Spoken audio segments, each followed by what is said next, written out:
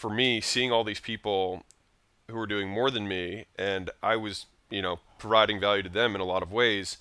And it's always like it's been a consistent effort of mine to try and understand if there's anyone who makes more money than me, what it is that they have, or what it is that I have that they do not have. Because sometimes the question is not. This is an interesting one for you that I've learned also is it's not always good to say, what does this person have that I don't? Sometimes it's what do they lack that I have? And I think oftentimes it's more frequently the case, which is why it's always backwards, which is why I think the learning process is interesting. And so, champions beat normal people at their endeavor, not because they have something the other person doesn't, but because they lack the ability to stop working. They lack the off switch. And so I think sometimes not only thinking, what do they have, but what do I have that's limiting me, rather than what do they have that's giving them an advantage over me. So first off, just even switching my thought process to thinking that way has been a lesson of 2020. I've been stuck at 30-ish million for 3 years, and I finally figured out what I need to do to fix it. And among those is hiring really good talent. That is one. Another one, and it sounds like so like, duh, Alex. But I feel like it's so many times the lessons that I learn are not like nothing's novel. Like nothing's novel. It's just at what point does we call them Singe moments, but at what point does something that you've heard your whole life become real for you?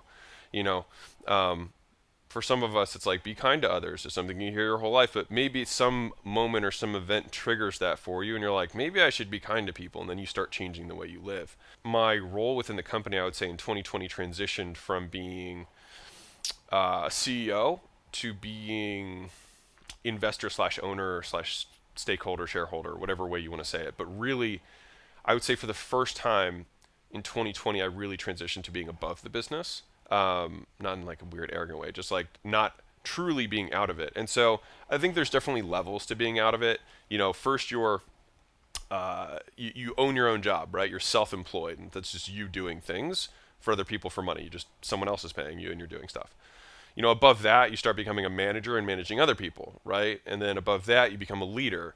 And then above that, in my opinion, you become an executive, right? Which is like leading organizational change and departmental change around objectives that are going to protect the business or grow the business, right? And I think the level above that is where I feel like this year I was able to get to. I could be wrong. We'll find out in 2021, lessons and failures. But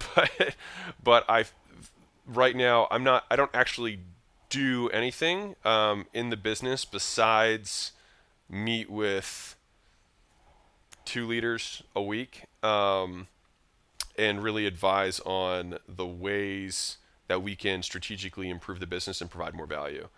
The reason that I had to get into the quote in investor or owner type role, I believe, is because if I am involved in any really day-to-day activity, I will become the bottleneck, right?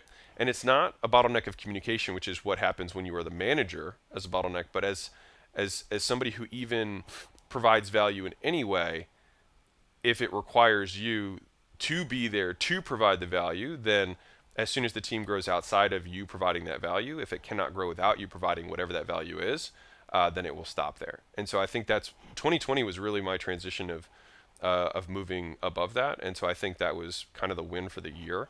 And so that was kind of one of the lessons that I learned is you have to scale zero. Like I have to get myself to doing nothing and still have the company make money and grow and be profitable, etc., in order for us to be able to grow beyond where we're at. And I think that's much easier said than done, especially because a lot of companies start because the entrepreneur is skilled in a certain way or has a variety of skills, which is usually what happens. We have a stack of skills, which is why we start growing.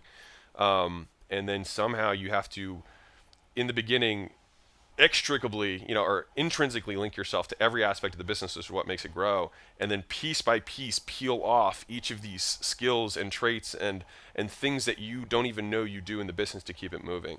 And that's taken time, and it's taken trial and error, and it's been difficult but ultimately rewarding. Because right now, it's I would say like one day a week is focused on all my leadership meetings, and that's it. And then beyond that, it's just strategic insight on monthly and quarterlies. So that's given me a lot more time to really focus on the industry and how we can and help overall rather than being kind of like in the tactics.